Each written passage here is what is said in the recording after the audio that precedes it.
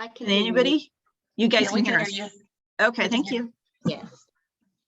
Okay.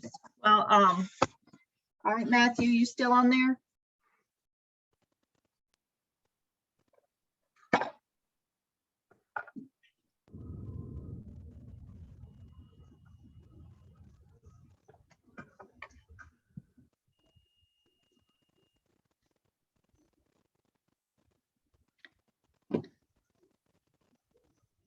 You're up, Matthew. Yes, I'm here. Okay. Sorry, somebody interrupted my little interaction. So, am I good to get started? You are, yes, sir. Fantastic. All right. Well, I'm at a good stop point. So, guys, well, good morning. I'm Matthew Young. I am, of course, your trusted insurance provider. I represent Geico. I'm available 7 days a week to 10 o'clock. I just want to give y'all some update in the current state of the market. Effective 10/1, and I know I've not had a chance to see you guys since then. Flood insurance has been kind of reevaluated, re-examined the way it's going to be carried out. We do see some preliminary signs that flood insurance inland may have a little bit of relief. Now, our friends at the coast may shoulder a little bit more of a burden, but I just wanted you guys to know that, again, as always, my MO is I'm available every day of the week until 10 p.m. So when you have questions, issues, clue report questions, I'd love to put my 20 years of experience to work for you. And some things, guys, I'll be very candid. Sometimes I run across things that I've never experienced. Then we'll get an answer. But we do work with a lot of different carriers to find the best rate. You'll find that I never say just the best price, but the best overall value. So we work to provide the best package because, you know, a lot of people want to buy the most valuable asset they'll ever own, but they insure it with the cheapest money can buy. And unfortunately, many times your clients, guys, without your interaction, and that's a call to action today I have for you, a challenge entering 2022, guys, is to be involved, to be more proactive, because you see there's a decision tree when it comes to ancillary services that your client will deal with, mortgage, insurance, and so forth. So you can just tell the client, say, get your own, or whoever you use is fine, or you can get involved and get the client a second opinion. And I want to talk to you guys today about the 83-12 rule. So around 83% of agents, based on the latest stats I show, when they have a situation, when they work with a client, so 83% of clients would use the agent again. So great job, Susie, great job, Johnny, but only around 12% actually do use them long-term. Why is that? Because number one, they fall out of, you know, connection or communication perhaps. But so often, I think more importantly, more imperative, a problem is that there's viewed as a transaction and not a relationship-based transaction. So I want to help you guys become more relational than transactional. Well, the way we do that is by upgrading your client's experience. What I want to do is enhance something that your client thinks is run of the mill, that's just, oh, ho hum, and give them an upgrade. Case in point, a lot of clients, when their agent refers them to me, they come back and say, I had no idea that insurance varies this much. Just the other day, I'm reading the newspaper. Yeah, I know I've read the newspaper since I've been about 6 years old when I could read. Still love the newspaper. And I was reading the newspaper and it talked about how a rate increase was approved by our commissioner. Now, luckily, the commissioner only approved a 5% rate increase from the insurance industry. But what that means, guys, is that's just the asking price. That is not the amount that a consumer pays. So guys, be aware that your client many times could pay double, and maybe they could pay less, but they could pay double or more for the same policy that somebody like myself could write. Now, my team, again, is available 7 days a week to 10 o'clock, and we're licensed in North Carolina, South Carolina, Virginia. We also have Spanish-speaking staff. But, guys, I can't tell you how often we see clients come to us that didn't have important things added to the policy, like water, sewer backup. And I just want to, again, I want to help you guys be in the 83 club, not the 12 club. I want your clients to say, you know what? My agent really cared. They got involved. And the last thing is, I would share with you is how to refer. I know I talked to an agent a few months ago, and he said, Matthew, I've never been really taught how to refer. I thought that the lender handled it. And I was like, no, it's not the case at all. You're very active in the process. There's no reason you can't refer the client to us.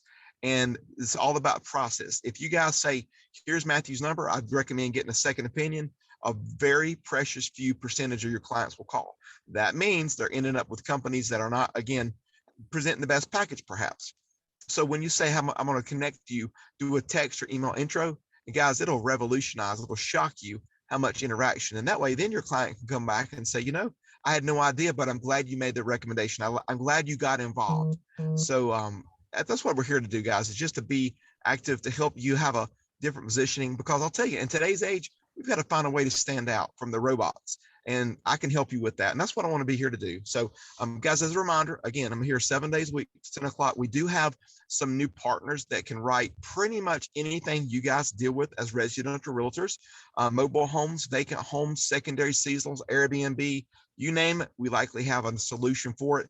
And again, guys, just know that I'm here. I was here Thanksgiving Day if you needed me. And thankfully, precious few people did. But if you do, my clients are important. My clients are able to reach us when it's not 9 to 5 hours. So, and last thing, guys, we don't charge a fee. That's become a hot topic. A lot of times we're seeing clients end up with insurance agencies that charge application fees. We still charge no fee. We charge nothing except the premium to buy a policy. So guys, I look forward to engaging with you, to being a resource. Let me help you shine to your clients, and look forward to working with you soon. I'm going to post my information in the chat. Even in case you don't have it, I would suggest consider taking it down right now, because so often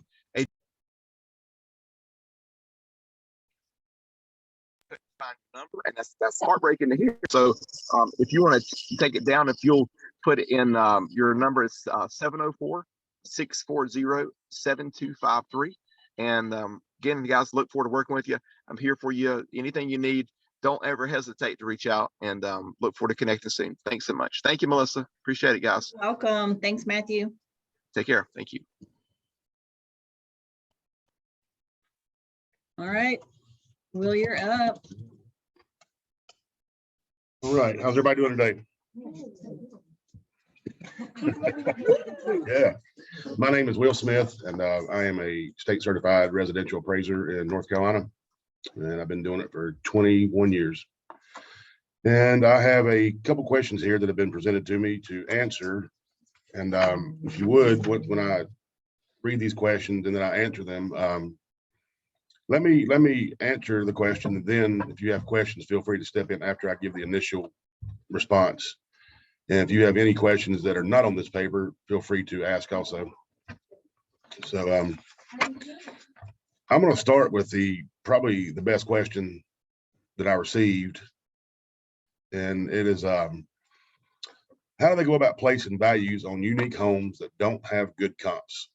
For example, I have a listing coming up on Jim Johnson Road in Concord that is unique, and having a hard time putting a listing price on it because it is a true log home with a finished basement on about 8 acres. When there are not any comps in the area, and it's best to find comps outside the typical radius that are in the resemblance to what they have. Okay. First of all, locally here in our market, Jim Johnson Road is very expensive acreage. So to have a log home on 8 acres, that presents a lot of potential things. First of all, on the appraisal, we have to define the scope of work. What is the highest and best use? Would it be better to raise that dwelling and sell the 8 acres? I know I personally know someone who just sold 40 acres right off of Jim Johnson Road for $19,000 an acre. He should have probably got close. I'm sorry, $69,000 an acre. He probably should have got closer to 74, but he settled just for a quick deal. So if the land is worth $400,000 and the log cabin or the dwelling is worth 200, then you have a highest and best use situation where we have to identify that, and the banks will not finance those type of properties because it's a high risk on that situation. So that's just kind of initial start there. But what we do as appraisers, when we have a log home, we try not to do them. We try to get away from doing them. I'm joking. We have to look for log homes, and this is where when you realtors, if you list a home and you do have that log home or that geodesic home or something that's atypical to the market, make your listing as thorough as possible to help the next agent who comes along and the appraiser that's coming along, because he can actually read everything you put on that MLS. We base our stuff off what you guys put on the MLS. And if you list something and it's not correct on an atypical home because you didn't know, ask somebody, call me, call an appraiser, call somebody and get some help with the verbiage or lingo that you need to have on listing to make it be a more viable sale for us to use as a comparable. So what we would do, typically, we would probably expand the search to the entire county of Cabarrus to look for log homes. Then we would probably go to parts of Iredell and maybe North Mecklenburg County to look for log homes. Then we would have to basically derive, like if we found a log home that's 20 miles away, and the land values are cheaper than the land value where this property is located, we have to find land sales. We have to derive what the land's worth. So if I find a house, for example, 20 miles away in Mount Pleasant, a little town down the road here, where land is 12,000 an acre versus 70,000 an acre, and it's on 30 acres and our subject's on 8, there can still be a negative adjustment because the 8 acres is worth more than the 20 or 30 acres that the other log cabin may be on. So we would have to find land sales and find the contributory value of the dwelling to make that adjustment. So I guess the best way to do it, and I had a realtor call me 3 weeks ago. There's a log home on 8 acres in Rockwell. She said, could you please come appraise this so I know what to list it for? Find log homes, similar square footage, and then go to your MLS matrix and go to search land sales and look in the market where you find log homes and start looking what acreage is selling for versus the acreage where your subject property, the log cabin, would be. And you can start making your adjustments on your CMA grids that way with the land and kind of get the contributory value of what the dwelling's worth. I suggest anytime there's an atypical property like this, it's probably a good idea to have the homeowner get it appraised. That way you're not missing something. For a log home on 8 acres like that, you're probably looking at $600. But if the bank calls, it's probably going to be $1,500, $2,000 when the bank calls, because they've got the third parties to get their fee splits and stuff off of that, the AMCs, appraisal management companies. So does anybody have any questions about what I said there? Did it make sense?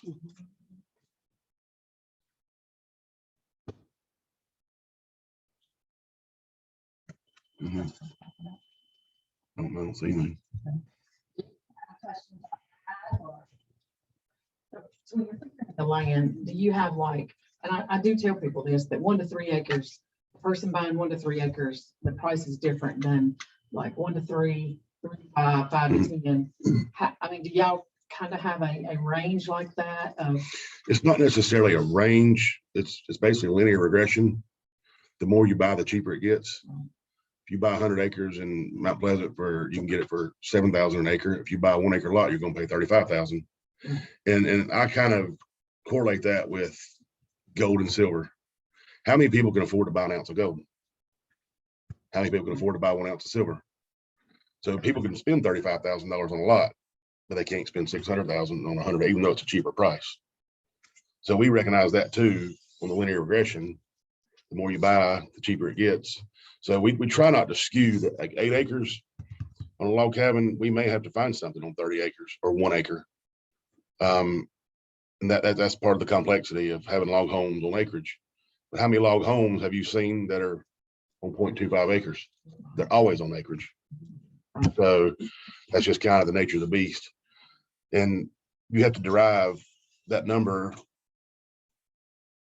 Okay, if it's going for this amount of money, that's where you start looking for land sales.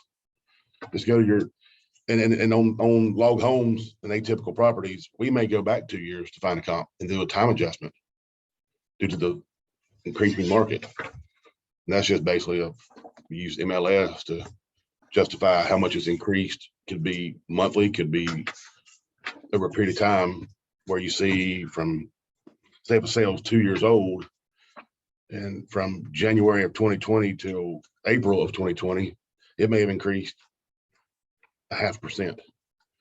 Then from April to December 2020, it may have gone up 4%.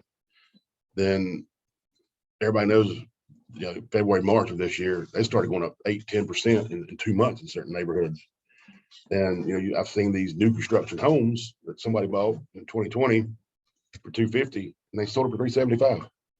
And we're seeing houses that are a year old that are selling for more than what the builders are selling them for right now due to supply and demand. I'd rather pay $100,000 to get that house and pay $20,000 too much for it, so I'd have a place to live, versus waiting 6 months for a builder to get my house built.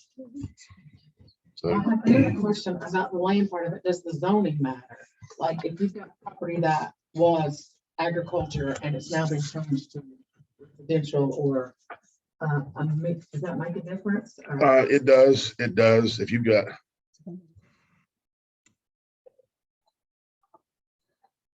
About zoning. It does. We typically look for land sales that have the same zoning. Now, and you may be in Cabarrus County or Rowan County and have RA, which is rural agriculture, and most of Rowan County is RA. Right. And you come to Cabarrus County and have a CR. They're different acronyms, but if you read the definition of the zoning, they pretty much mean the same thing. It's just different counties. There may be a few things different, but I'm not going to go find a log home that's in the middle of a gentrification, and they're putting in a industrial park behind it. And I'm not going to use that for a sale because that's a totally different animal. Anytime, if you've got residential, it basically the zoning needs to be similar. How many units? Is it one house per acre? Is it one per 2 acres, one per 3?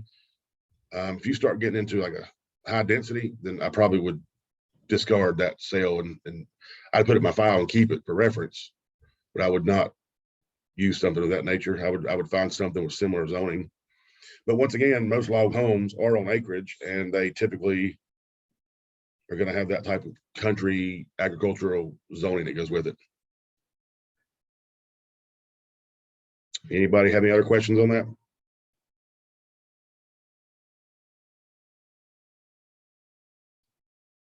Okay.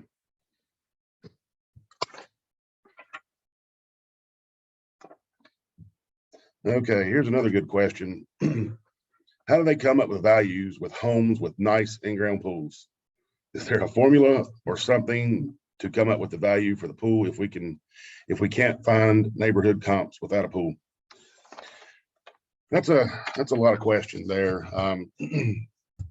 I have gone to $1 million homes with a $200,000 pool, and the first thing that people do is fill the pool in. Pools, there's not a formula that we have to give us a value. Oh, a lot of what we do, and I'm I have a neighbor that I lived beside of for 15 years, and he started a Cabarrus pool supply company here in Concord. And so anytime I have a pool that is more than a vinyl liner, I will call him. When's the last time you put in a saltwater Shot Creek pool with water features, and what did it cost to do it? Because pools have literally tripled in price in the past 10 months here. Rule of thumb, if I've got a house that's got a pool and I'm in a neighborhood and there's 100 sales and not one sale has a pool, I will expand my search to neighboring neighborhoods and strictly look for a pool. Then if I find a house that has a pool, then I will use that. And if the square footage, once I make my adjustments, it'll tell you what the pool is actually worth on the price difference. And they call that match paired. When you do a match paired, you can derive what the pool is actually worth. So did one last week with a pool. The guy just put it in, spent $129,000, and it was not much of a pool.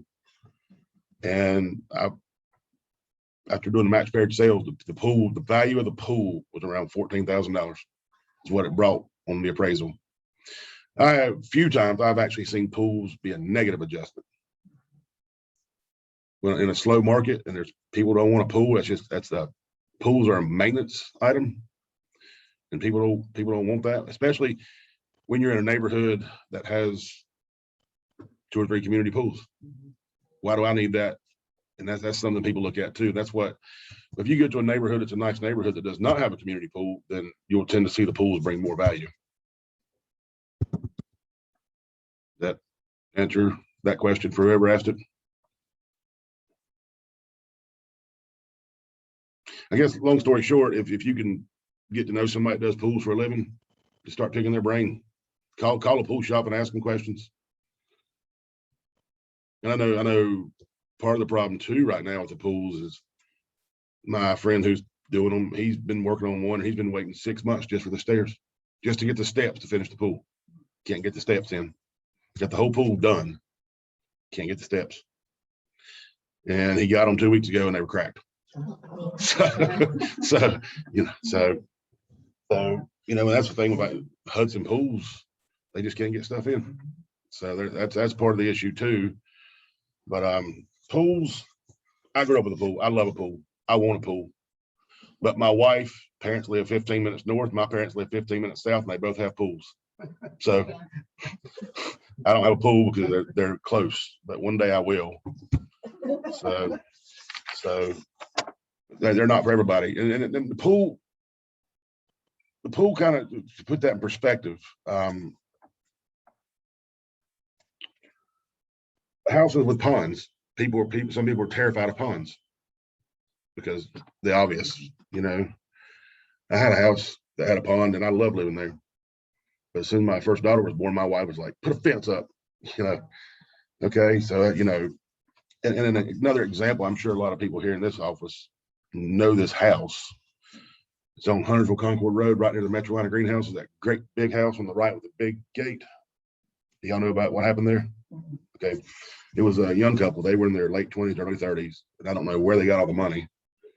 That's about a 17,000 square foot house, and I think it cost them like 3.7 million to build it.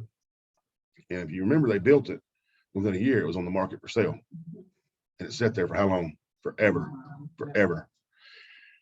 What happened was the mom and dad, I guess they worked from home. I don't really know the whole story, but they were both home. And the mom came to the dad and said, "Where's Joshua?" The dad said, "I thought you had him." She said, "I thought you had him. He was in the pool." They divorced, sold the house. Nobody wanted to buy the house because of the stigma that carried on that home. The guy bought it. He filled the pool in. So you just never know with why a house won't sell. And that was the biggest reason on that house was I think it wound up selling for 1.2 something, 1 million. So it was like a couple $1 million short of what they cost to construct it. So anyway, anybody have any questions about the pools or the cost of that? Did I sufficiently answer that question? Okay.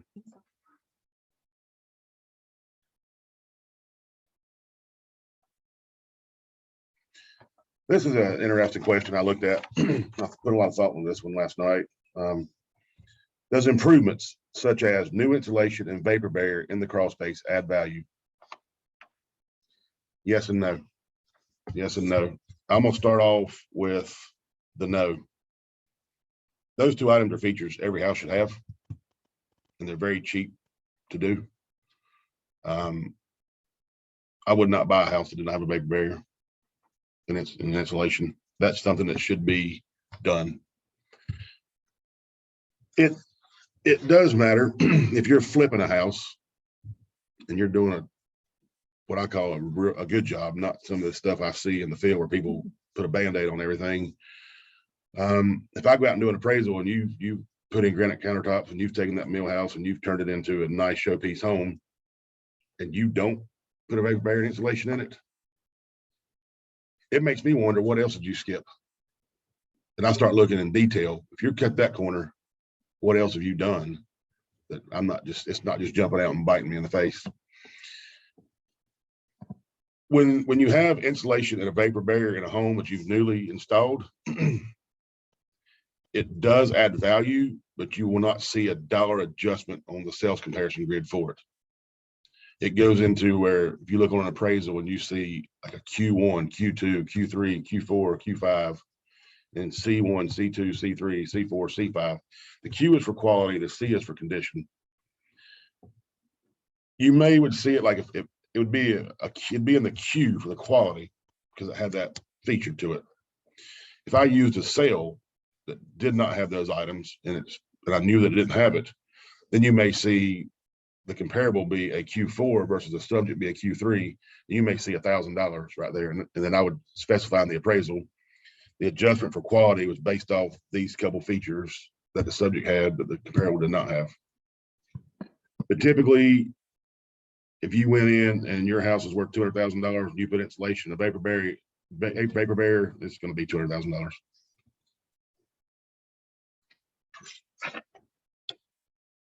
Is there a website that gives an accurate adjustment for upgrades, land, etc. for home value? Will this information stand up in an appraisal? I wish there was a website. An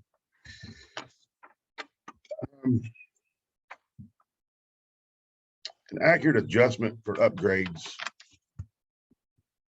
That is so hard right now because the prices of everything. I flip a lot of houses and I'm working on one right now. And I finished one 4 months ago. I put the exact same cabinets, the exact same amount of cabinets, $1,400 more than they were 4 months ago for the same product. So whenever you have upgrades, there's not a website to derive an accurate adjustment, but what we do as appraisers, if a house has been renovated and now is on the market for sale, we are going to strictly look for homes that have been renovated to the same standard that this property would be. So let's say that both houses are 1,000 square feet and they're exactly the same, except the subject has granite countertops and the comparable has Formica. We would make about a $4,000 adjustment for that upgrade. Not every upgrade is a dollar for dollar adjustment, but when it comes to granite in the kitchen, that typically is pretty close on dollar for dollar until you get past, like, if you get out of a tier 2 and start going to a tier 3 where a slab's $8,000, then that's when it starts to, almost like when I was talking about linear regression. Yeah, it's really nice, but only this big of the market, only this handful of the market can afford to pay for that.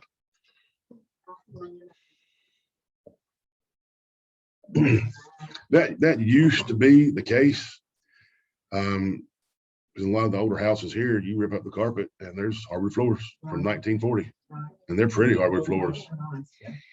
But the situation now is you're going to spend $8 a foot having somebody come out, sand, seal them, refinish them. Versus I can go to Lowe's and that LPV now is a really nice product. It's really taken over, and people are trending to like that more than wood because it's water resistant and it's so easy to maintain and take care of, where a dog is going to tear your hardwood floors up in 2 days. So I'm still kind of an old school guy. I like the hardwood floors. And if I find them in a house, depending on the budget, I may finish them. Most of the times I do. One reason I like to finish the hardwood floors, because I do think it gives it a nice look. What's the first thing you do? What's the first thought you have when you go to the car lot and open the door on a brand new car? Smell. You walk into a house that's got brand new poly on wood floors and new paint. That triggers your brain to think this is really nice because it smells good. So when I walk into a flip house and I smell musty, what did you do wrong? You know, this should not smell this way. And it's not hard to find when you go looking across space or attic. You know what they did and didn't do, and it tells on them real fast.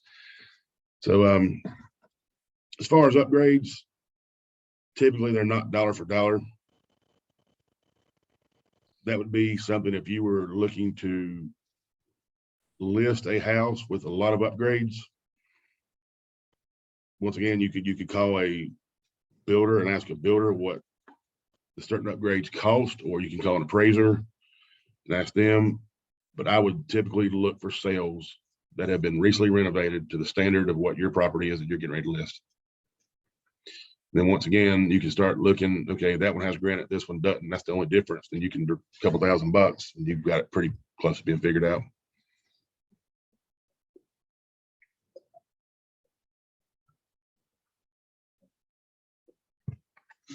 That's a good. Yep. What too is how do we judge? That is a very good question. What I tell every homeowner, realtor I talk to on a flip house, give me a detailed list of every item that was done. And if you as realtors will do that for every house that you're selling that is a reno or flip house, put that on the MLS addendum. That way, when I go to pull comps and I see that attachment, well, here's what this house has because they just gave it to me. And I look at what you put on MLS for the house you sold. There's no question about what apples to apples and oranges to orange and what the difference may be. So it reverts back to the more information you guys put on your listings, the more it helps us, and the more it helps us, the happier we are. And 9 times out of 10, we're going to give you that extra $1,000. So if you have something that's like a unicorn, Mhm. and you're kind of, okay, they got a pool, they got a barn, they got a lot of land, it's an old house, but they've upgraded everything. I mean, do you break it down individually? Like, I don't have anything to compare it to, so Mhm. I'm gonna compare the size of the house first, or the look, how do you? On something like that, I would go to the MLS search, find my subject property on the map, and then use the matrix tool to draw a circle. And I would draw about 3 miles out and put no parameters in except closed 0 to 365, active, pending, under contract, and coming soon, and see what comes up. No square footages, no acreage, no amenities, nothing. Just leave it blank and see what comes up. And if nothing comes up, just start expanding your circle further and further and further until you start getting some sales.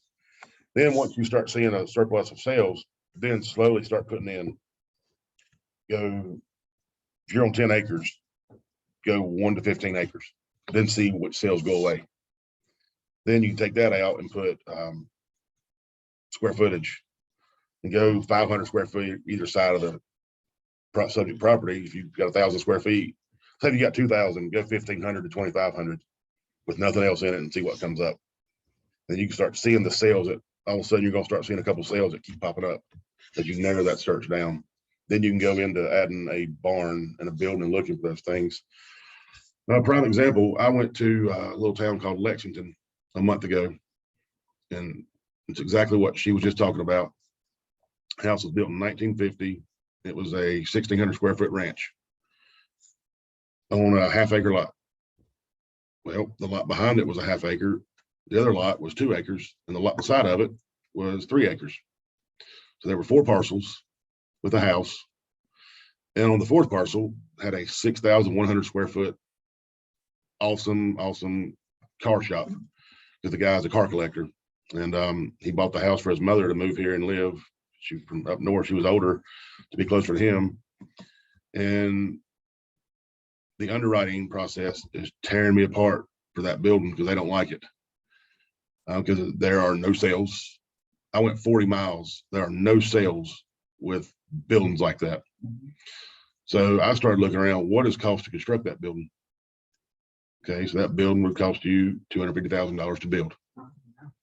You've got $90,000 in concrete and the metal. For a guy like me, I would love to have that. And my wife would too, because she'd let me live in it. But you know, long story short, it's 20 years old. So then you start depreciating that building. And now what's it really worth? What is deferred? Does the building need any work? What's going to be coming up in the near future on that building? So then you drive an adjustment. So then I had to go around looking on the aerial maps. Okay, here's a house a mile away that's got a 10,000 square foot shop. The guy built the house in 1971, and he's still living there. So I found homes with features such as that, but the proof was in the pudding that people who have those type of buildings never move. They move when they go for the last ride. And So I've been debating and with the underwriter on that. And they don't want to close the deal. And the guy bought it 2 years ago for 235. I appraised it for 280. It's not a big deal, but the underwriter just does not like that structure. And I want to know, I asked her, I said, where are you from? She said, Minneapolis. She probably lives on a 75th floor on a metropolitan condo building and has no idea what country is. And so you get a lot of that too on the back end of us. We get a lot of questions from underwriters wanting us to justify everything we did. Then it comes in $10,000 low. The realtors are yelling at us. Underwriter still thinks we're too high, you know. So that's a good question. The buildings, but that's how you just be very broad on your parameters for your initial search. And as you start changing a few things, acreage, square footage, year built, you'll start seeing a few sales that continue to pop up as you narrow them down. Back to what you said a minute ago about the roofs and HVAC. It's in North Carolina. In North Carolina, you do not have to have air conditioning in a home. You have to have heat. I still see a lot of houses that don't have air conditioning. They have maybe a one window unit. Some of the older mill houses, like in Gaston County and different areas,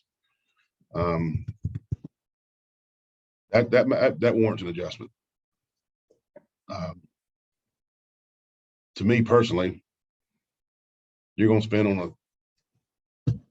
1,200 square foot house, you're going to spend $6,800. Well, probably 85, but 68 is what I pay because I've done it so many times with the same guy over and over and over.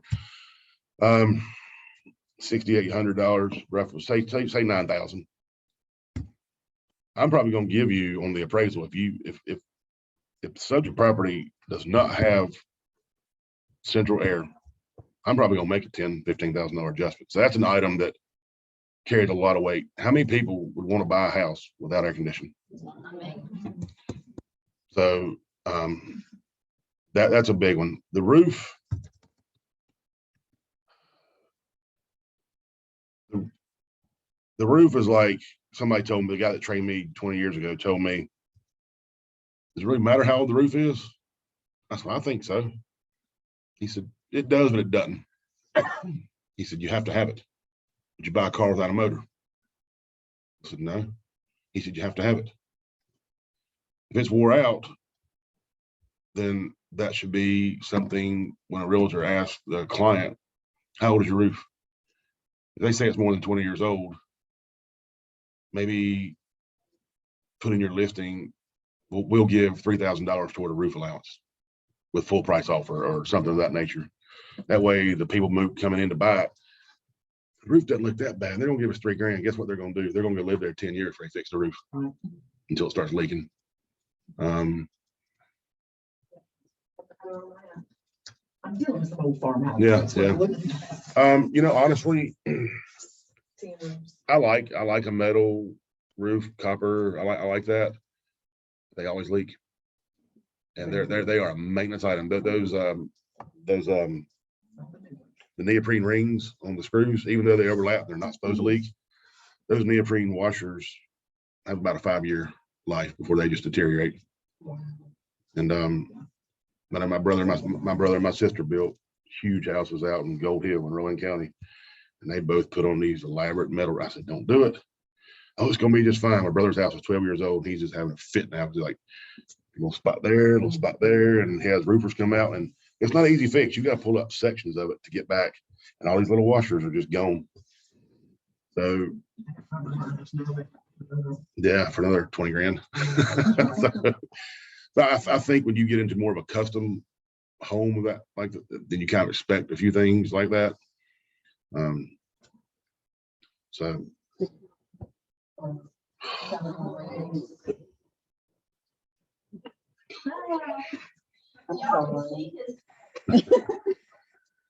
the appraisal of solar panels. Wow. First of all, don't buy them. They don't work. You don't save money. We see it every house we go to. Oh, our power bill is supposed to be $25 a month. We think it actually went up. You know, they spent 40 grand on solar panels. Now your house looks bad and it's costing you money. And if you don't outright own them and you have financing on them, that is a nightmare for lending purposes. And they bring a little value. From what I've seen in the ones we've done, 2.5%, 3.5%. No, $5,000 to $10,000 typically around here. That's not a good return on 40 grand. That's not saving you any money. Bathroom, kitchen. I think that I don't understand why the solar panels are not efficient. I don't understand it. Because the technology's there. I just don't know why they haven't got it right. Where I live, my driveway is a half mile, and I have a gate. The first 100 yards in, I have a gate, and each gate is 1,700 pounds. It's really heavy, but I built it that way on purpose because you may drive through it, but you're not driving home. It's going to cost me $2,500 to run a wire from my house to the gate. There's a company called Ghost Controls. If you guys ever want anybody that's looking to put in gates, Ghost Controls is an American company. They're in Tallahassee, and their customer service is second to none. Ghost. They are incredible. I've had my gate for 4 years. One of the actuator arms broke. It was my fault. They sent me a brand new one twice for free.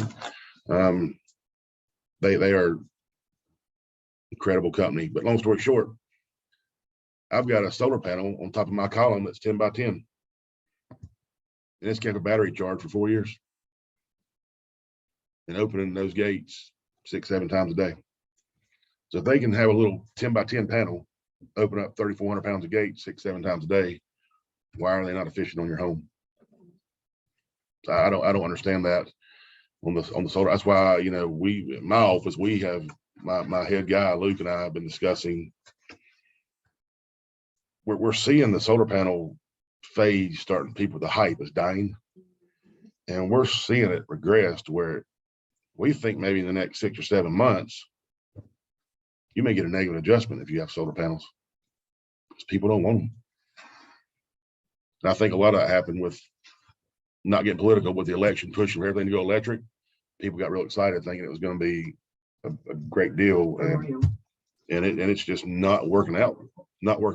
And I feel bad for these people that, yeah, you know, and you go out there and you do literally you go out and do a $90,000 house and they spent $45,000 on solar panels. This makes you scratch your head, you know. So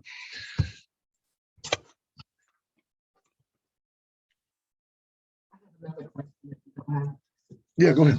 The market just changed for us in the past 1.5 years. And you just said that about how the market would control them solar panels to go negative. How do y'all adjust for that? In other words, I'm the first house in the area, there's not many houses, and everything else is sold for 300,000, but my client says, no, I think I can get 450, 500 for mine.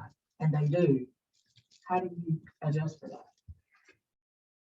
Well, a lot of that is we would look on the MLS. If we see something that is that far skewed, we know something happened. Either an appraiser missed it and appraised it way too high. Right. There may have been a lot of cash on the side paid. And if there's 20 sales in a neighborhood and you've got that one sale that sticks out, we typically won't even look at it because we know something was off. Now, if we have very limited sales, I'm gonna call you. Tell me exactly what happened here, why this happened. Oh, well, there was a gift money from family, or it could have been who knows what and why it happened. If you tell me for whatever reason then I'll just note that on my file and not use it. But if I do use it, I'm gonna make that adjustment for whatever you tell me happened. Even on the low side too, because it could be that somebody's giving a house pretty much away and they're only paying 50,000 for a $500,000 house. Yeah. Prime example that you said that we did a house right here on I think it was Venus Street a couple weeks ago, and I got there and the girl with me, I said, what's the sale price? I always ask her, what's the sale price? And just to give you an idea, when every house we go to, we look at the MLS sheet. And well, I'm gonna vent for 1 second. Give accurate directions. Don't say State Road 1409. Okay. If we get out there and get lost at new construction, that's, so You're not gonna be happy when you get to this property. yeah, we there's a new subdivision. We There's- want him back. There's a new subdivision going in and out behind Concord Mills, and literally it's True Homes. And it said, is it Mary Ellen Road over there to State Road 1429? And I'm like, really? Isn't it Moorhead Road? Just make it easy. Make it easy, So I was trying to thought, where's I going with that? Main Street. So I asked her, I said, what's the square footage? Is there a sketch? If you guys have a house professionally measured, put it on MLS. Make our job easier. Anything that's easier, we smile more. So, especially when it's huge house and it's 31 degrees outside. So she said, oh, it's 35,000. What? 35,000? First thing I did, I asked the guy, I said, are you buying this from family? He said, it's my father-in-law. It appraised for $160,000. And a week later, I get a new assignment to do the same house with a different lender. Guess what the sales price was? 160. Went back out. I said, what's going on? Oh, it's going to be a gift of equity. We didn't realize it was worth that much. So now they're going to get the full amount, and the dad's going to give them the money back. I'm like, does he have any other daughters? Can I marry one of them? Yeah. So, when a red flag should go up immediately if you see something that's off. And we're seeing a lot of contracts now that people are actually putting in the contract. I'm sure you guys have seen it. We will cover the difference based, on, yeah. And to me, that's just mind boggling. You're going to bring $40,000 and pay that much more than what it's worth. So. That not hurt in the long run. I mean, you get 2 or 3 that happens to, then you're comparing to that and making this house worth a lot more than what it really should be. Well, that is a good point, and that's true. But we've done over 20,000 appraisals in my office. I can tell you every street in Moss Creek and what every house is worth without before I even drive over there. We've done them all about 4 times. And we know enough knowledge, geographically competent. If we see 6 sales out of 50, we just know that should not be that amount. So we just typically don't even use them. A good appraiser will recognize what's going on, recognize that, and not use it. But they Going to the same we have a listing. And your house is sold above 20, 30,000, 40,000 above this price, and then close. The saying is driving up the price, and you know this house is not worth, but you have the comps to hold it. So you as the appraiser comes in and. yeah, well, what we do when we see the appreciation and we see, wow, that's really happening fast, we'll go through and look at, there's 40 sales, we'll go through and look at all 40 sales. It doesn't matter if it's comparable or not. We'll look at every sale in the neighborhood. Okay, this was listed at 200, so we're 250. This was listed at 250, so we're 290. And we see that trend that every house is selling $25,000 to $30,000 more than list price. And that is that market. That is what's happening. So then we go to, okay, this happened from a period of February to April. So you got, let's do easy math, 25,000 in 5 months. That's real simple, right? That's $5,000 a month. So we would add to the comparables $5,000 per month. So that's 4 months, it'd be 20 grand that we would add to the appraisal to bring it to that point.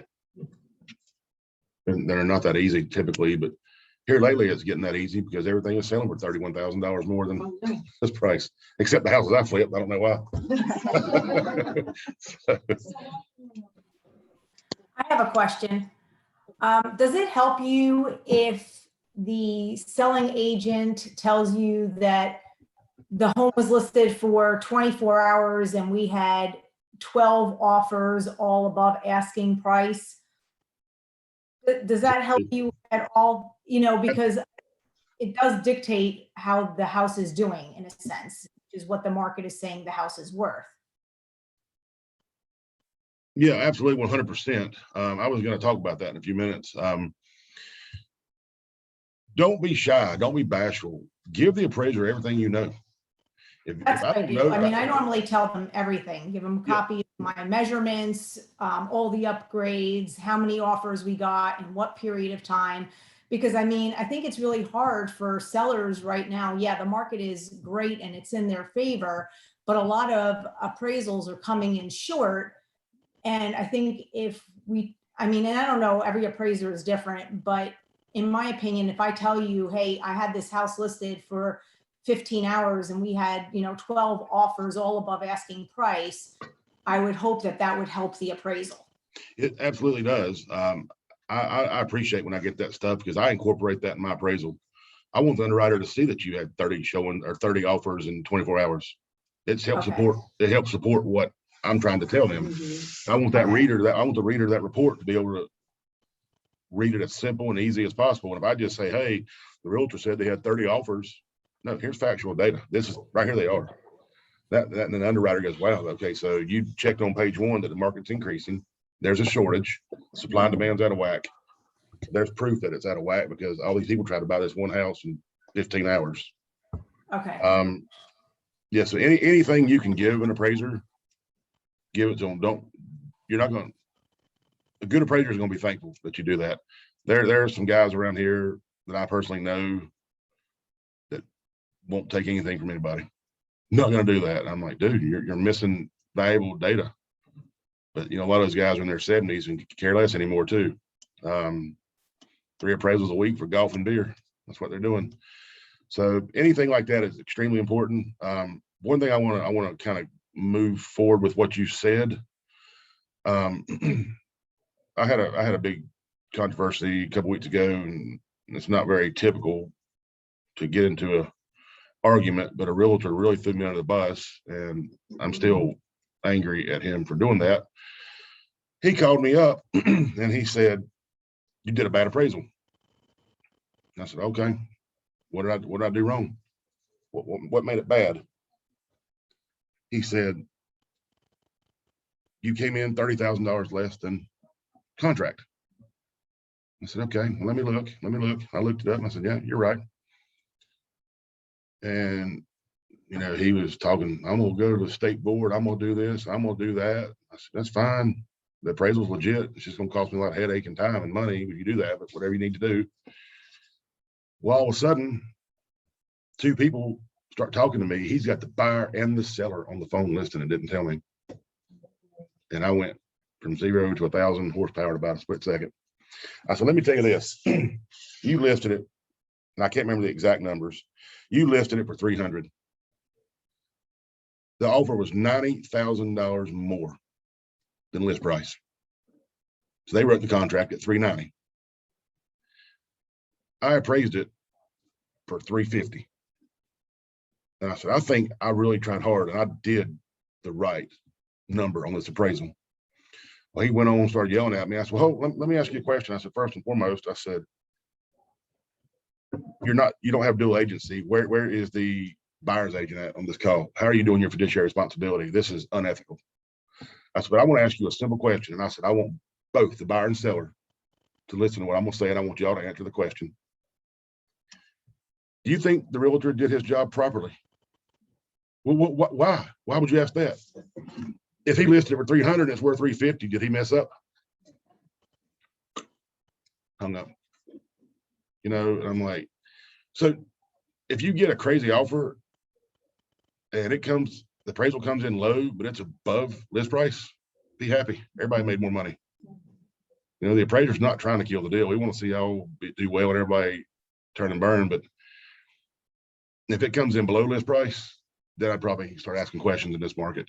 But as far as, and it's also real simple. Look at MLS. If you're in a Moss Creek and you've got a 2,500 square foot house, and every house in there is 2,500 square feet, it's over 350. Do you really think it's gonna appraise for 390? But if you get 375, be happy, because everybody still won. The transaction's gonna close, and everybody's getting a paycheck. So, and if you're ever gonna call an appraiser and have somebody on a three-way call, let them know up front. And we, a lot of appraisers won't talk because the state board's so tough on that. But I keep open line of communication. Any realtor ever calls me, I will talk to you. Let's talk about it. Let's see what's going on, because there may be something that I really missed. If I don't listen to you, I won't know. That also goes back to, if everything you put in the listing is thorough, then I shouldn't miss anything. So the better the listing, the better the appraisal you'll get. Did that answer your question?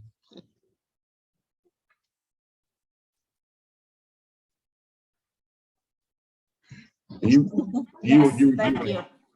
you were going to ask a question about cash investors. Yeah. So that's not something that have been.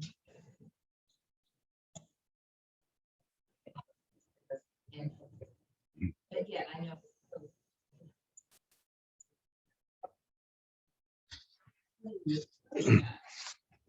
I know it's ridiculous. And I'm like, oh. It's not on MLS. It is on MLS, but it's a cash buyer. Yeah, let me make sure I get this question right.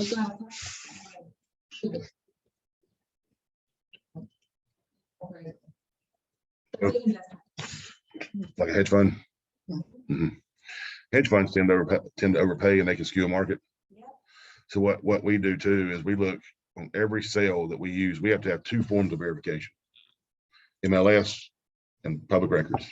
If we don't have two forms of verification, we cannot utilize that sale. We also look at the buyer on every comp we pull.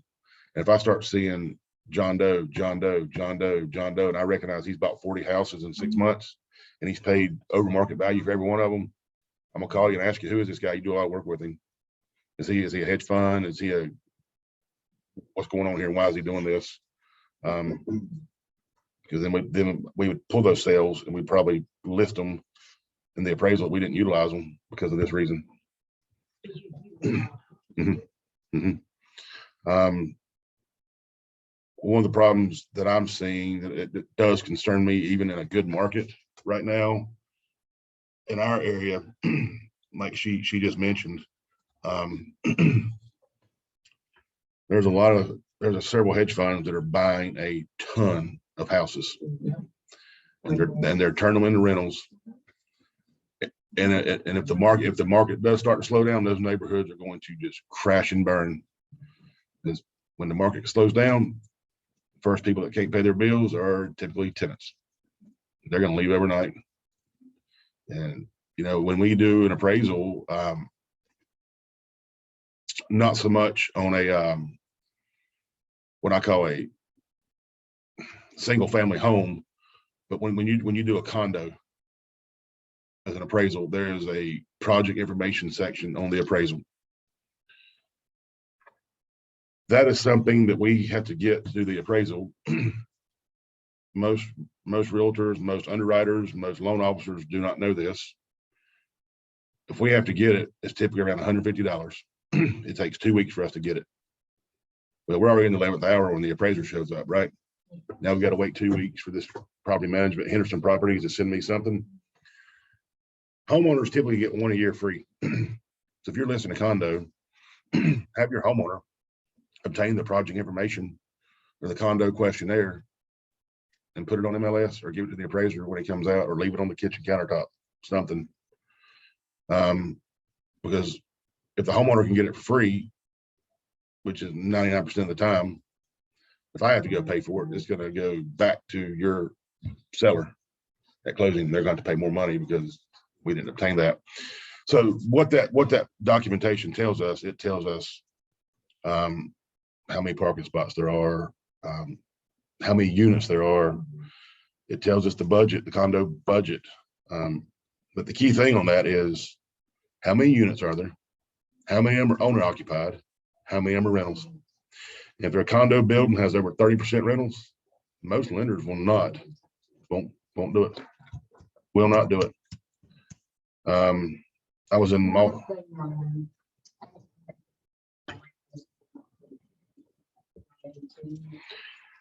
not so much as the tenant. I've never seen a loan not closed because HOA, they will ask us, you know, and we'll tell them what's right there on the paperwork. That's not my call, that's the underwriter's call to make on that, but I have seen deals not closed because of tenants, the tenant occupancy level. And that's something too, that, you know, you should know going in. Get that homeowner to get you that. If you see it's over 30%, don't even worry to waste your time listing unless you have a cash buyer. Because you're gonna waste a lot of time and energy on something that's gonna result net zero. Or maybe explain to your buyer or your seller, due to this, we can start calling around asking preferred lenders if they have any exception to those rules.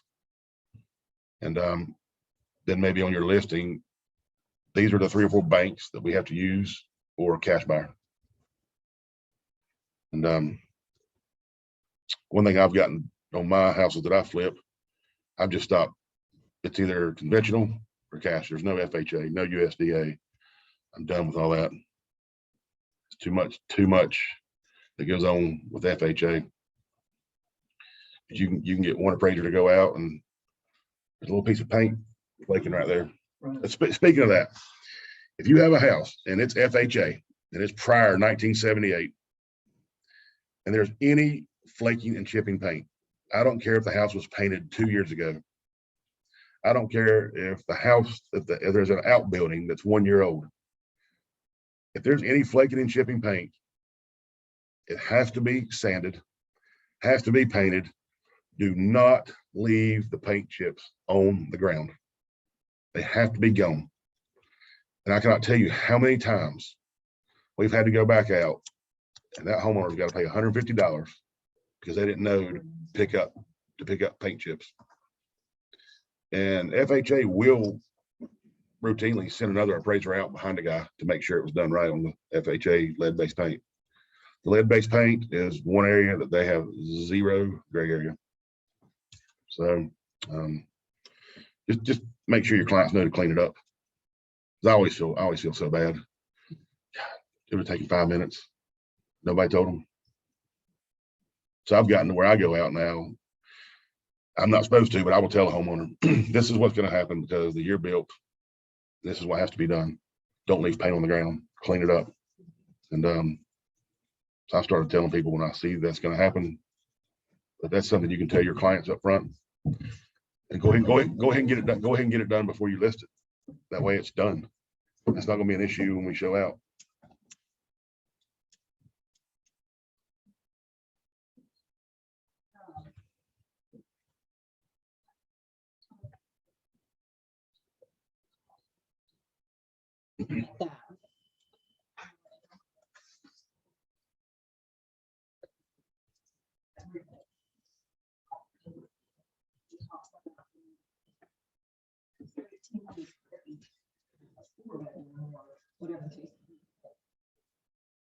Just flat, or against 15. Because you can very nice tiny ones.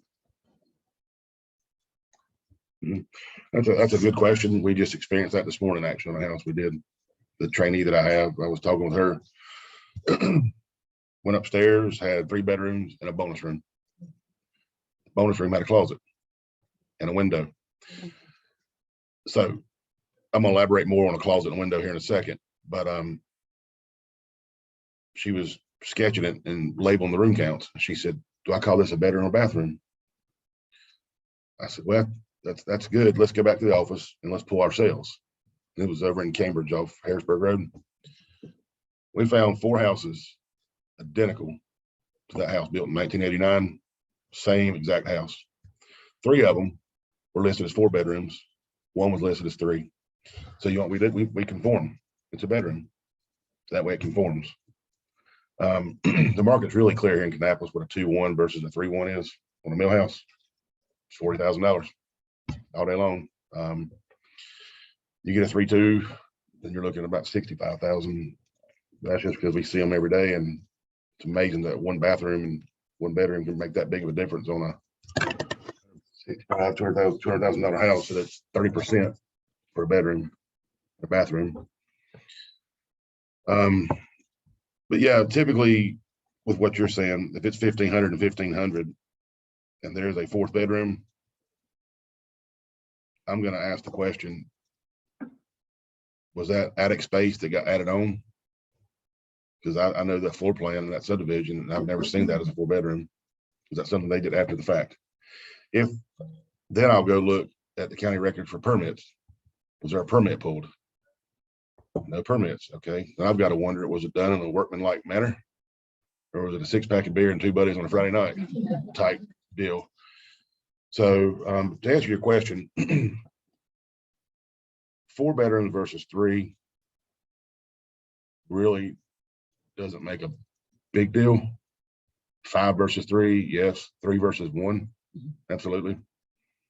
Once you get to a 1-bedroom, you're really entertaining one type of buyer, probably a late 20s, early 30 dude by himself. I'm surprised how many 1-bedrooms we've done lately and how much they're going for now. It's crazy. That one over here was 458 square feet, so what, 98,000, I think. Wow. So windows and doors. This is something that I think is interesting. And it's also called functional obsolescence, can go along with this also. And what functional obsolescence means is there's something wrong, not right.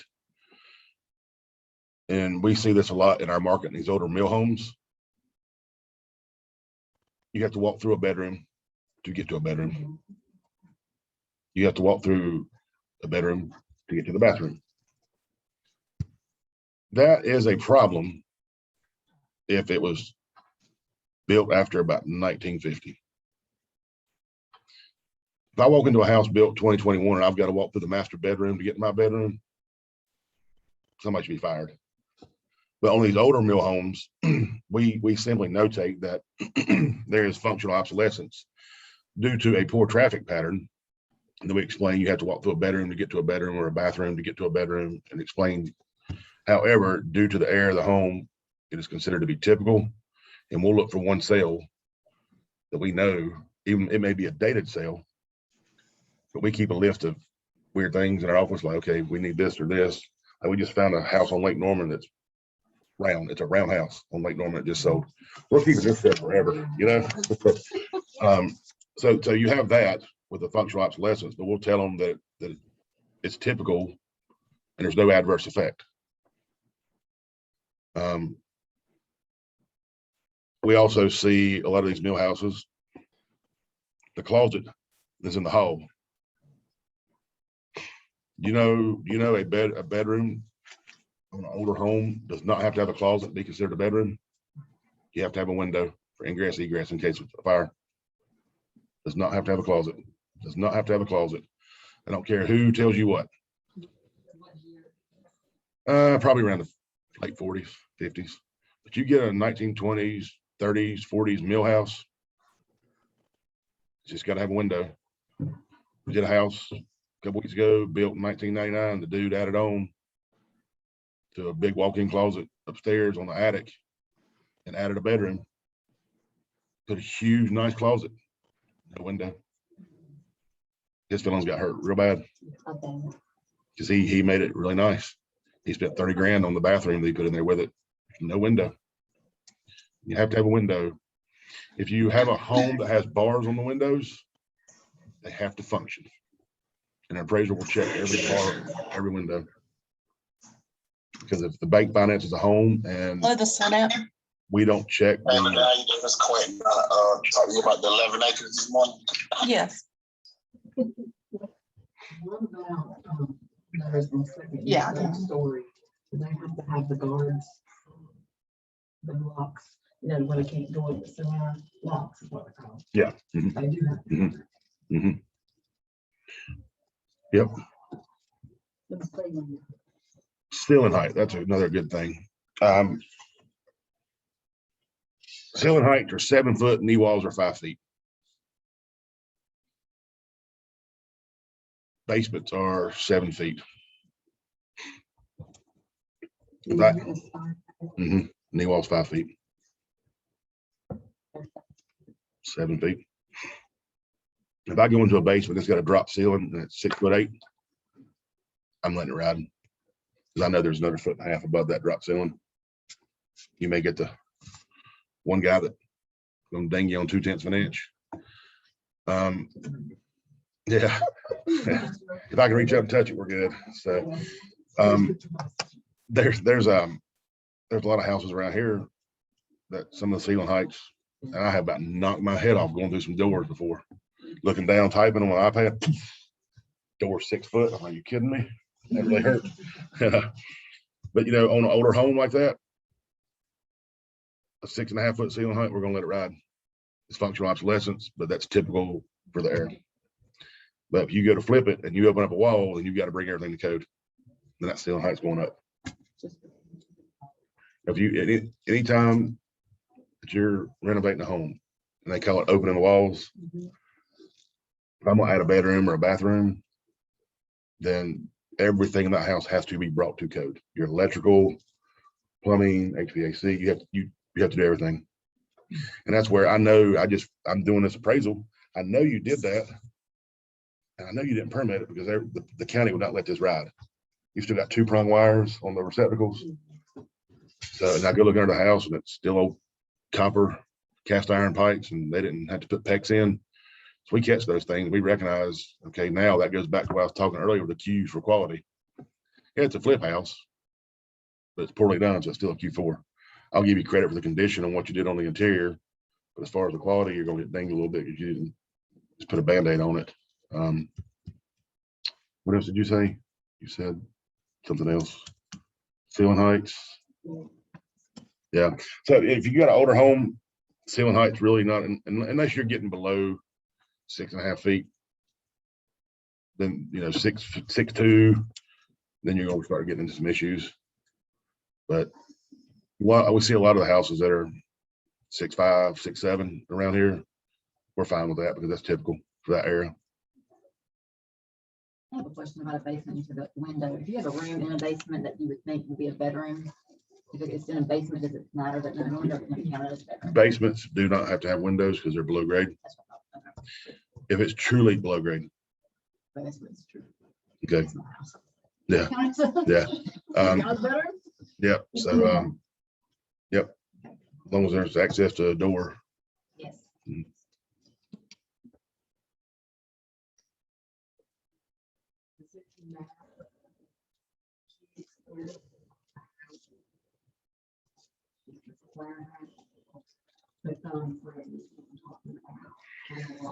Does that make any difference?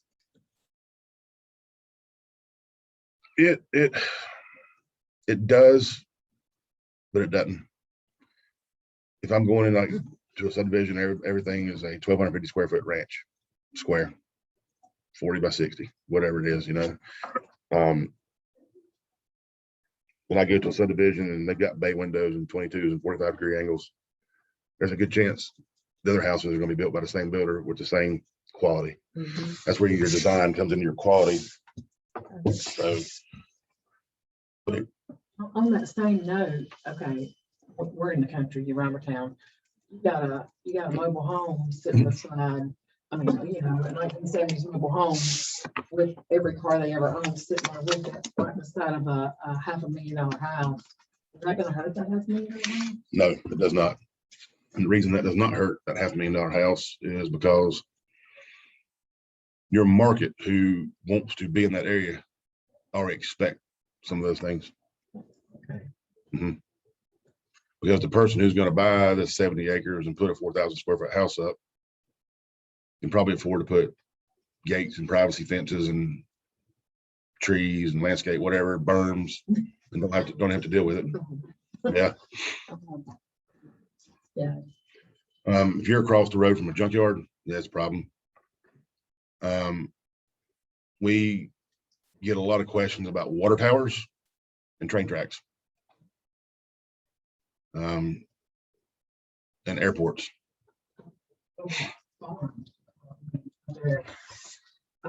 you know, the smell. It just comes with the Chicken territory. houses So or- it'd be on my- Yeah, what we have to do, let's just say that there's we can say train tracks, high tension towers, whatever it is. The underwriter is going to want us to utilize at least one cell that is bordered by train tracks or high tension towers, the same proximity, to show that there is a market and there's no difference in the market. So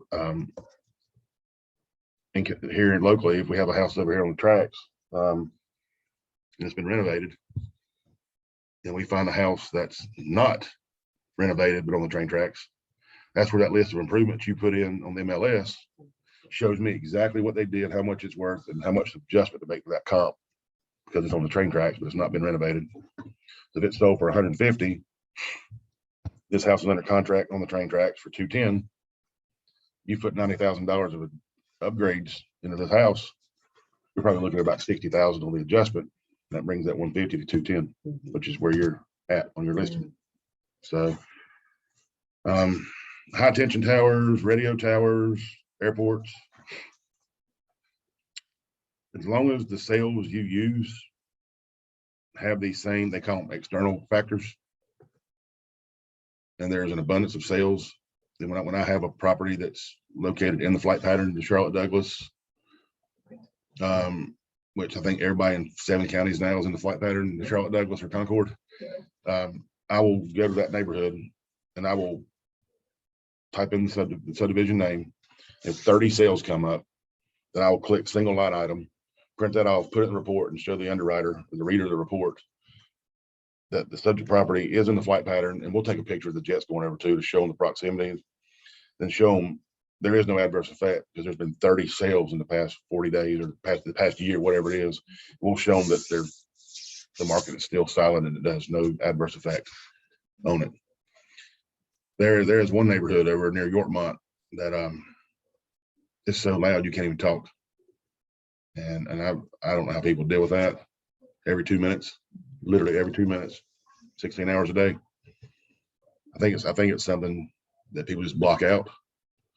But you know, one thing we as appraisers and as realtors have to recognize, in North Carolina, we're having a huge surge of people from up north coming here. And they get to buy a 3,000 square foot house on 4 acres for $400,000, and it's quiet. That they could live underneath the airport, but it's quiet to where they came from.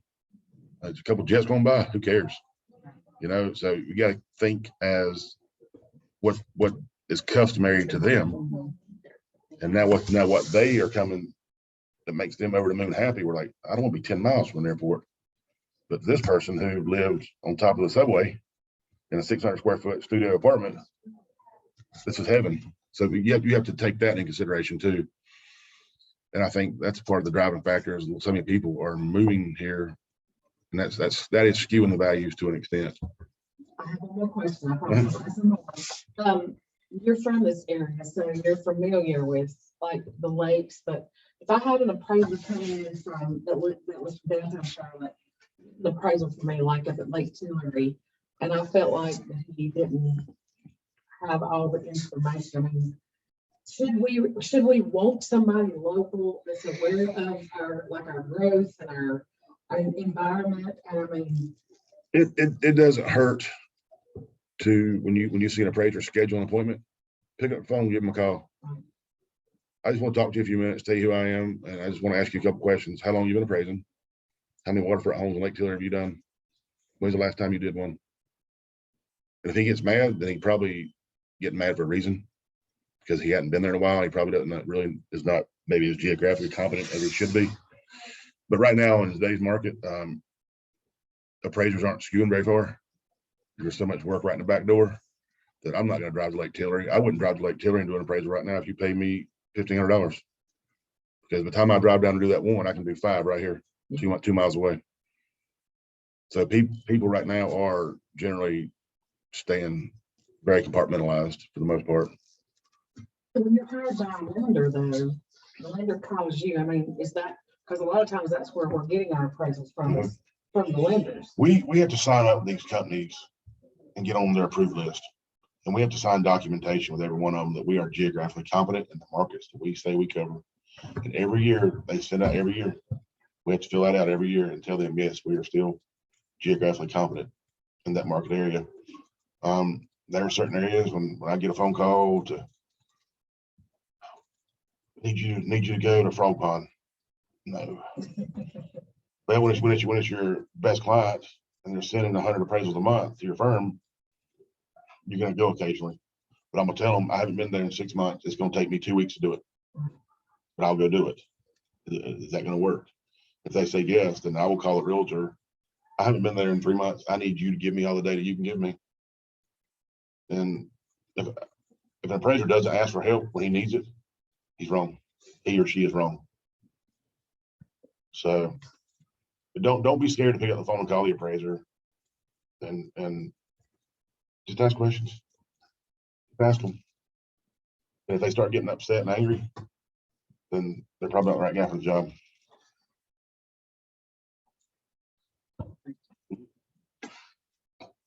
Something else I wanted to say, and I can't think of what it was. Oh, basements, basement values. How many times you listed a house and see the appraisal and come back and go, they only gave us $30,000 for the basement? Basements generally warrant a lot less of adjustment than above grade. I disagree with that. But that's what the market says that it is. You think it's fully finished and Yep, even it's fully finished. Basements are an area that people over improve and spend way too much money on and never get it back. I tell people, if you want to finish your basement and you want to do it right, and you want, how long before you sell your house and leave? You gonna be here 20 years or you move in 2 years? If you're gonna be there 20 years, do it. If you're gonna be there 2 years, don't do it. But on the flip side, if I go to Lake Norman, I've got a ranch with a basement, my basement is gonna be tricked out because that's where we live, in the basement, because walk right to the water. I cannot tell you how many houses I've done at Lake Norman that are ranches with basements. The upstairs is original 1969, and the basement's $1 million basement. So know your market with the basements. If you have a question about a basement on a listing, pick up the phone, call an appraiser, and ask them. If it's waterfront basement Lake Norman, then the basement's worth exactly what above grade is worth, if not more.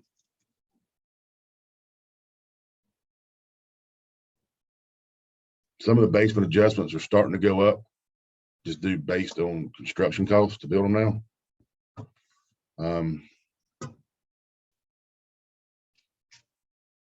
We're seeing fewer and fewer homes having basements put in. You see these tract homes like D.R. Horton, Eastwood, and these guys got a great basement lot, but there's no basement. And I've asked them, why didn't you put a basement on that? Well, it was going to cost $120,000 to build the basement. You guys are going to give us 30 for it. So a lot of them just stopped doing it. Our clients ask me that from up north that come down north. How many basements? They don't put gutters on that, they don't put basements anywhere. Yeah, and basements, most basements around here flood. I have flipped a few houses with a basement, and I'll never do another one. I'll spend more money on selling a basement and trying to get the stupid basement right, but I'm out of money by the time I get upstairs to do anything. You know, not really, but you spend so much money on basements to make them right. And prime example, there's a house, I forget the street, that I bought 4 years ago, and I went over there and it started raining. It was in August. Had a big one of those downpours we get, and within 10 minutes I was ankle deep in water in the basement, and it was just coming through the walls. So I called Ramjack and a few companies to come out, and it was going to be $50,000 to fix that basement. Well, there goes your budget. So I put a couple fillers out, and this investor wanted to buy it. And I disclosed to him The basement leaks, it floods. It is terrible, bad. He didn't care. I saw 2 months later, it was listed on MLS and it closed. 8 months later, I get a phone call from the attorney. We need to know everything that you know about that house. And I said, hang on a minute. So I called Nip Law. I said, you mind helping me out here on the three-way call? He said, sure. And the guy that bought it from me didn't even seal the base walls. He just painted them. And these people moved in, and we had that big storm that July 15th, 2020, when it rained 6 inches that one day in about 2 hours. That was my anniversary. It was a bad day. I couldn't get out to go get food. That basement flooded. It flooded so bad that the back wall of the house started pushing in. And he did not disclose that to the buyers that bought it and did not tell the realtor that listed it that it flooded. And they are still going through lawsuits on that right now. And that guy is getting his clock cleaned. But you know what? I told the truth. I disclosed everything I knew. And I'm glad I did, because I'd be sitting there in court with him right now. So keep that in mind with basements. Basements can be a real big problem. They can also be a really good thing. But I think if you have a home that you're going to list with a basement, me personally, I would call a home inspector and spend a couple $100 to run through that basement top to bottom. That way you are protected. You know what it is. I've seen that too many times on basements, and they can be a lot of trouble for people. Now, if you don't know a good home inspector, I know one. I'll be glad to give his information if anybody's interested. His name is Jim Marino. You know Jim? He's my brother-in-law. I don't claim him though. He's from up north. 336-404-5295. And the one thing I do like about Jim as a home inspector, he was in the Air Force and he inspected aircraft. That was his job. He's very detail oriented. So I don't suggest doing home inspections on every listing, but if I have a basement home, I pay him to come out to every house if I have a basement. Every house that I do buy to flip or rent, I have him come out and do crawl space and attic. That's just two places I don't want to go. So I that's what I do with him on that. But if there's a basement, I would definitely have all your I's dotted and T's crossed on that. Because then we come in and we see the little mortar joints that are broken. That little smell. Okay, there's an issue. And we start looking around, and especially if you've got a basement that turns into a crawl space with no sump pump. The basements are a big topic, and location is very important with the basements and the adjustments that we give them. Anybody got anything else?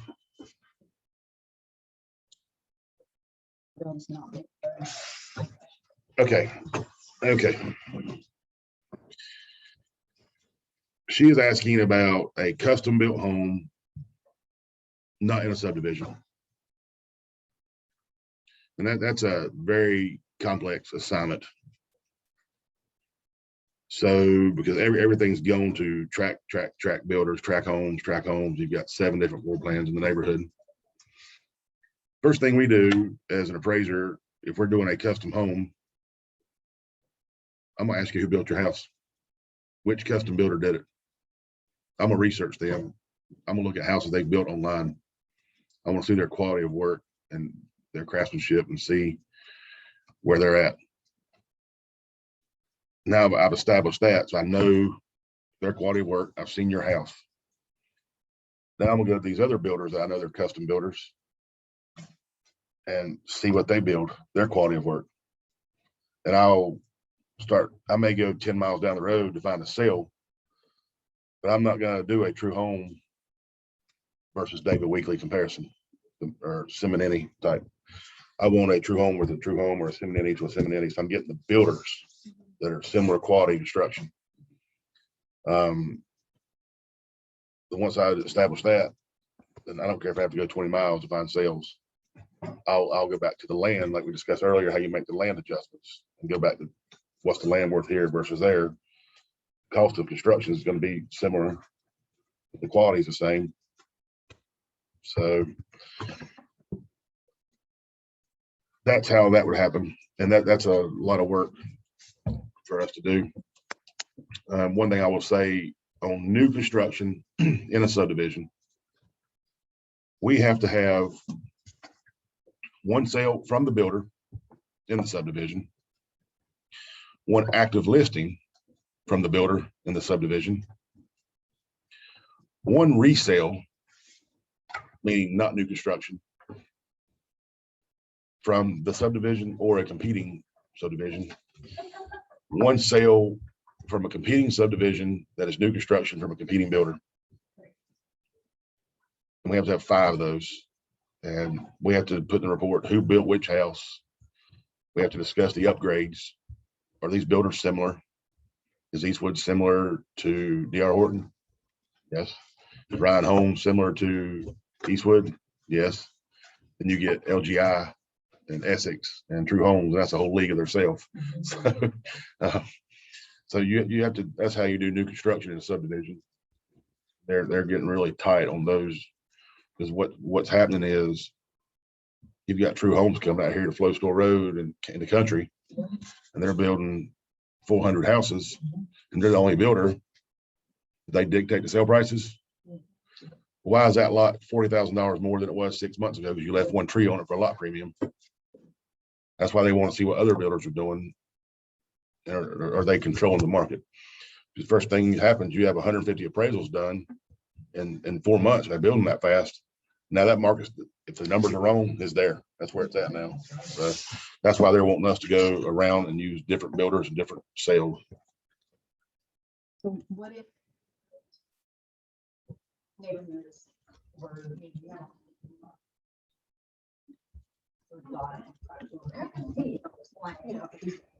But right in the middle of all that. Okay. But you know,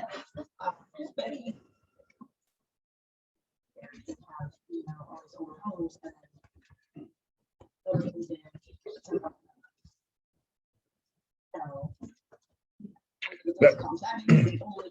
That's happening right now.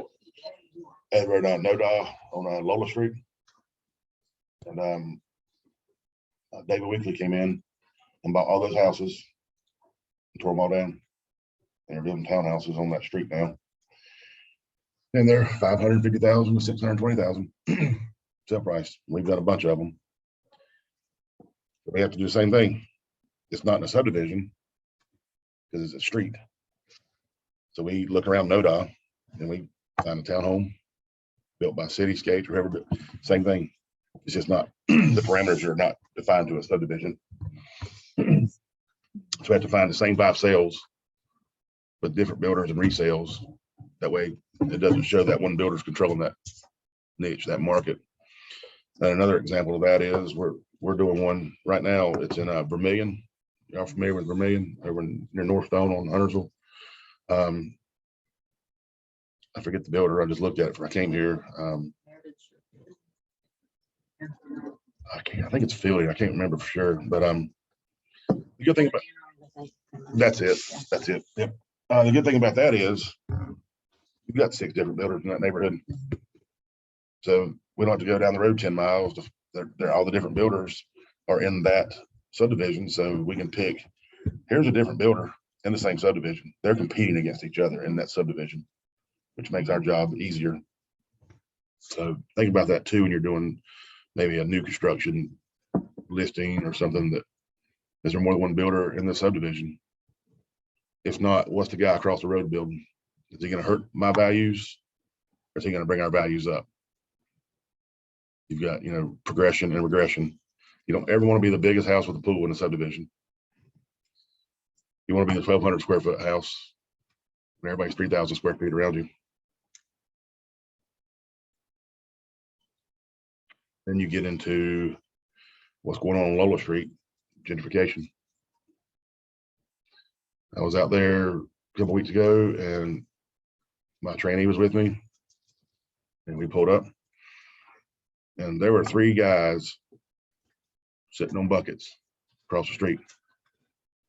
They probably just soon killed me as that, you know, I'm not a pioneer when it comes to moving into a market like that. I'll let you move there first and give it 2 years, and I'll come behind you. And that's one thing that gentrification, these people who have nothing and that's all they have, and they're getting booted out, they're pissed off. They know that they're going to be forced. And there's a good chance, more than likely, they're even renting that house. They have no choice on what's going to happen. And that makes a difference too. When I'm getting yelled at and harassed by the people who live there, and they're putting in $600,000 townhome, is that going to affect values? If so, how much and when does it start happening? How long are they going to leave those houses there with those people sitting there before they get them out? Because these builders hear it and they see it, they know what's going on. Do you go by that and get yelled at every day? So, anything else? Does Chris Puckett work here? He's sharp.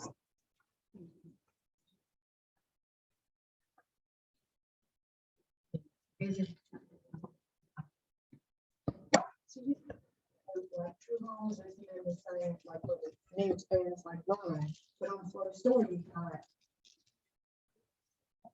And they think about farms for fun. So how does that? I would use a comp from DR Horton. I'm probably gonna make a $25,000-$30,000 adjustment for quality. Just, I mean, you go into a true home or LGI or Essex, you turn the light switch on, is there a light that comes on? No. No.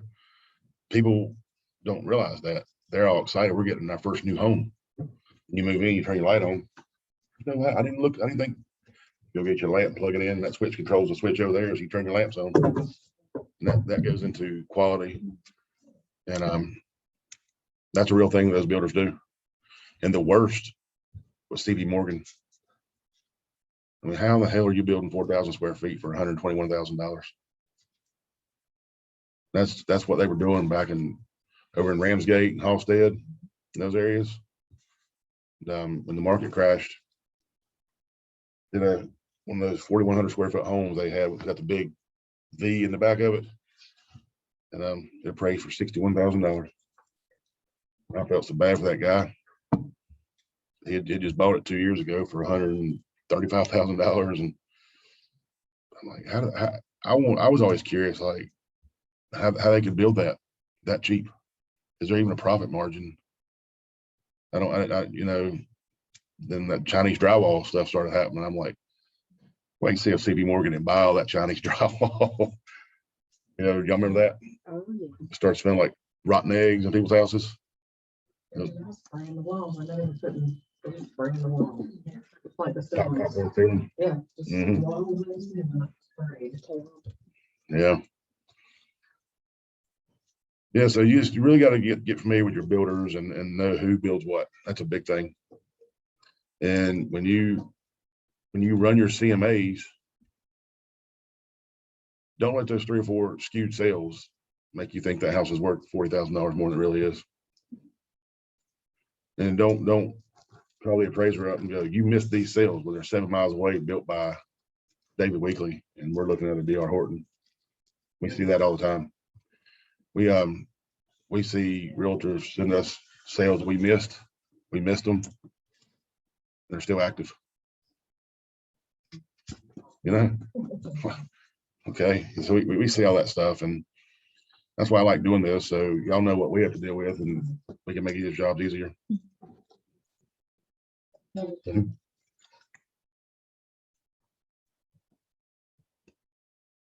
If anybody else doesn't have anything, I guess we're done.